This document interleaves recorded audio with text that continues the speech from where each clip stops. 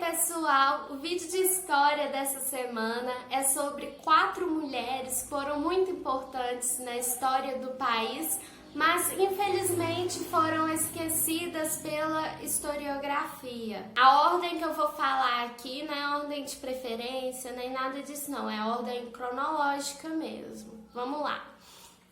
Dandara dos Palmares, esposa do famoso Zumbi de Palmares, com quem teve 3 filhos. Não se sabe ao certo a data de seu nascimento e nem sua origem, mas tudo indica que ela tem ascendência Jeje-Marim e nasceu no Brasil, e ela foi para o Quilombo ainda criança. Ela trabalhava de tudo lá no Quilombo. Ela trabalhava na agricultura, na caça, na defesa do Quilombo, né? Ela que liderava as forças femininas e masculinas contra ataques de portugueses escravistas. O Quilombo dos Palmares, todo mundo sabe, foi o maior símbolo de resistência contra a sociedade escravista. Ele era localizado na Serra da Barriga, na capitania de Pernambuco, só que hoje é o estado de Alagoas. E o Quilombo, gente, ele chegou a abrigar mais de 30 mil pessoas. O chefe do Quilombo, anterior ao Zumbi de Palmares, foi o Ganga Zumba. E o Ganga tinha um acordo com os europeus, que eles libertavam os palmarinos, né, as pessoas que viviam no Quilombo, em troca de escravos fugidos. Era conhecido como um acordo de paz entre negros e europeus. E a Dandara era totalmente contra esse tratado, porque não garantia o fim da escravidão entre eles. Então, quando o Zumbi se tornou chefe do Quilombo, a Dandara o convenceu a acabar com esse tratado e a cortar relações com o Ganga Zumba. E isso mudou a história do Quilombo. Dandara faleceu no dia 6 de fevereiro de 1694, quando o Quilombo foi atacado por forças militares e a Dandara se recusou a se entregar, a voltar a ser escrava. Então ela se jogou de uma pedreira. Ano passado, gente, criou a Lei 13.816, reconhecendo oficialmente a Dandara como heroína da pátria. Ano passado, 324 anos após a morte dela, que ela teve reconhecimento na história do país. A segunda mulher é a Teresa de Benguela. Teresa de Benguela viveu aqui no Brasil no século XVIII, na capitania do Mato Grosso. Não sabe a data de seu nascimento e nem se ela nasceu no Brasil ou na África. Mas observa bem o nome dela, Teresa de Benguela. A gente sabe que quando o negro era escravizado, ele recebia outro nome. Ele recebia um nome cristão e o sobrenome que ele ganhava era de onde ele tinha vindo. Então, Teresa de Benguela, Teresa é um nome cristão, e Benguela era um porto que ficava na atual Angola. Então, tudo indica que ela nasceu na África, mas a gente não tem certeza disso. Teresa era casada com José Piolho, o chefe do Quilombo de Quariterê. Quariterê vem do tupi-guarani Guariterê, que significa piolho. Então, o Quilombo foi formado pelo piolho, mas também Quariterê, termina com terê, que era um apelido da Teresa de Benguela. O Quilombo era localizado na divisa entre Mato Grosso e Bolívia, que é a atual cidade de Vila Bela da Santíssima Trindade. Ele abrigava aproximadamente 100 pessoas, entre indígenas, negros refugiados e cafusos. E era o maior quilombo da capitania do Mato Grosso. O José Piolho foi assassinado por militares do Império Então a Teresa se tornou a nova chefe do Quilombo e ela era carinhosamente chamada de Rainha Teresa. O Quilombo viveu sob comando da Teresa por quase 2 décadas. E a Teresa fazia tipo um parlamento para discutir as ações do Quilombo. O Quilombo vivia da agricultura, do plantio de mandioca, feijão, milho, banana. Eles vendiam o excedente e eles também plantavam algodão para produzir tecidos. E discutiam também questões sobre a defesa do Quilombo. O Quilombo era muito bem localizado, quase ninguém tinha acesso. Ele era defendido pela natureza, mas também eles defendiam o Quilombo com armas que eles roubavam dos brancos, mas o método mais utilizado para a defesa do Quilombo era a capoeira. A Teresa utilizava de castigos físicos contra aqueles que ameaçassem a existência do Quilombo e a vida das pessoas que moravam lá. Existem 2 versões de como que a Teresa morreu. A gente não sabe ao certo o que aconteceu. A primeira é que ela suicidou após bandeirantes invadirem o Quilombo. E a segunda é que ela foi assassinada e teve sua cabeça exposta no Quilombo, isso por volta de 1770. Como eu falei, o Quilombo de Quariterê foi defendido por Teresa por 2 décadas, mas ele foi dizimado em 1795. Em 1992, a República Dominicana instituiu a data 25 de julho como Dia da Mulher Afro-Latino-Americana e Caribenha, para dar ênfase da questão da resistência da mulher negra na luta contra o racismo e o machismo. O Brasil foi o último país a aderir oficialmente à data. Foi em 2014, com a Lei 12.987, e transformou a data em Dia Nacional de Teresa Benguela e da Mulher Negra. A nossa terceira mulher é Anita Garibaldi, Ana Maria de Jesus Ribeiro, a nossa heroína de 2 mundos, porque ela lutou no Brasil, no Uruguai e na Itália, já já a gente chega lá. Nasceu no dia 30 de agosto de 1821, na cidade de Morrinhos, Santa Catarina. Anita sempre teve um espírito, uma mente independente e militante.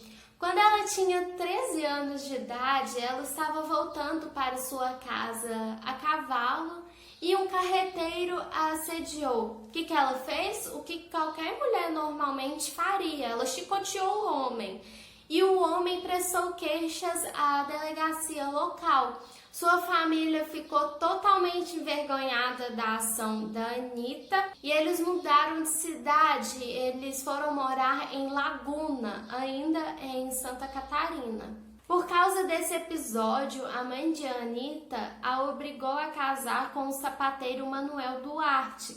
Eles se casaram quando ela tinha apenas 14 anos. E o Manuel se alistou para ser soldado do Império e saiu da cidade. E a Anita voltou a morar com a mãe.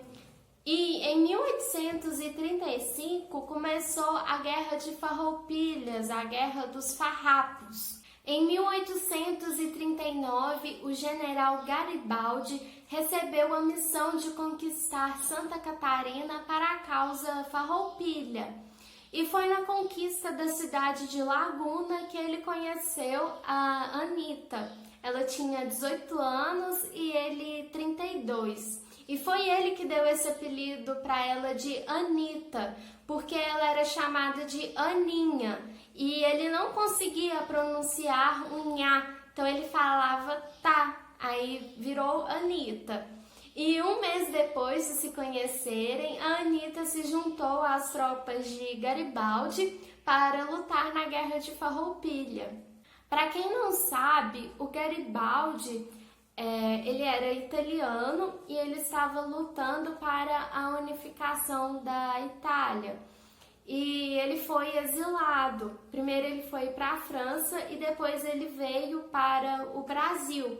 Chegou aqui no Brasil, sua fama já era enorme e ele foi convidado para participar da Guerra da Farroupilha. Ele veio para o Brasil também porque os exilados da unificação italiana vieram para o Brasil. Um momento marcante das batalhas que a Anitta participou foi uma em outubro de 1839. Eles receberam uma missão de fazer incursões pelo litoral brasileiro. E foi aí que a Anitta começou a receber a fama de heroína, de valente. Só que essa fama foi diminuindo, porque se tornou um escândalo a Anitta, uma mulher casada, ter fugido com outro homem. Então, por causa disso, o apoio aos farrapos foi diminuindo. Até hoje não se sabe o que aconteceu com esse Manuel Duarte. Se ele morreu lutando pelo Império ou se ele ainda estava vivo quando a Anitta fugiu com o Garibaldi. A gente não sabe o que aconteceu. Em novembro, eles lutaram na Batalha dos Curitibanos, só que eles foram derrotados e a Anitta foi presa. Na prisão, ela escuta que o Garibaldi havia morrido e ela estava grávida e mesmo assim ela fugiu da prisão e saiu à procura do Garibaldi e felizmente ela o encontrou vivo. Então eles foram para São Simão, no Rio Grande do Sul. Só que eles foram atacados pelas tropas do Império quando ela tinha acabado de ganhar o seu bebê. E mesmo assim, se recuperando do parto, ela pegou seu bebê no colo e fugiu a cavalo. Por volta de 1841, eles mudaram para Montevidéu, a capital do Uruguai. E lá eles tentaram viver uma vida normal. E no dia 26 de março de 1842, a Anitta conseguiu declarar que era solteira e eles se casaram. Só que essa tentativa de viver uma vida normal não deu certo. No Uruguai, eles lutaram também em batalhas contra o ditador Juan Manuel Rosas. E em 1848, eles foram para a Itália lutar na unificação italiana. Só que a Anitta estava ficando doente. Ela tinha pegado malária, que ainda era uma doença comum na Europa. Ela faleceu no dia 6 de agosto, aos 27 anos. E em 1932 foi construído um monumento em Roma em homenagem à nossa heroína de dois mundos, onde seu corpo repousa até hoje. A quarta e última mulher que eu vou falar hoje é a Maria Lacerda de Moura. Maria nasceu em 16 de maio de 1887 em Manhuaçu, aqui em Minas Gerais. Mas ela cresceu e foi criada em Barbacena. E foi em Barbacena que ela estudou e se formou para professora, começando a sua luta pela alfabetização do país e por reformas educacionais. Ela também escrevia crônicas para um jornal da cidade e foi por causa disso que ela conheceu jornalistas das capitais, principalmente da região sudeste. E graças a isso, ela entrou em contato, ela conheceu obras feministas e anarquistas.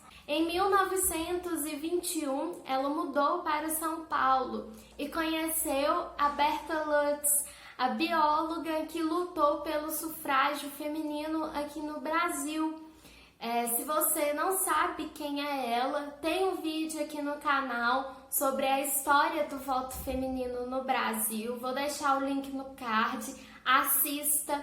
É muito importante que você assista esses vídeos sobre a luta das mulheres na construção do país, porque a história que a gente encontra nos livros didáticos, a história que a gente aprende na escola, é escrita por homens, tem um protagonismo masculino. Não que os homens não fizeram algo pela história, mas eles excluem a participação das mulheres na história. Então é muito importante a gente ter essa outra visão da construção do nosso país. Enfim, ela se associou na Federação Brasileira pelo Progresso Feminino e também participava de movimentos operários. Seus escritos falavam sobre questões femininas, sobre a opressão causada pelo capitalismo, falava sobre amor livre, divórcio, prazer sexual das mulheres, prostituição. Ela falava sempre sobre temas à frente de seu tempo. E foi somente com o movimento feminista de 1970 que eles começaram a falar sobre Maria Lacerda de Moura, que eles começaram a levantar as questões que ela já discutia há muito tempo atrás. Antes de terminar o vídeo, eu vou ler para vocês um trecho de um texto que a Maria Lacerda escreveu. Enquanto eu estiver no gozo das minhas faculdades mentais e dentro do equilíbrio das ideias em harmonia com o meu caráter, enquanto a minha consciência for o meu único juiz, a bênção de luz da minha vida interior, a resposta ao despeito, ao fanatismo, ao sectarismo, às injúrias, às calúnias, será continuar a pensar e a viver nobremente, a coragem excepcional de dizer bem alto o que eu penso, o que sinto, o que sonho, embora toda a covardia do rebanho humano, apesar dos escribas e fariseus da moral social. Essas então foram 4 mulheres que eu escolhi para falar aqui, que foram importantes para a história do Brasil. Espero que tenham gostado, não esqueça de dar like nesse vídeo, se inscrever no canal caso não seja inscrito e até o próximo vídeo.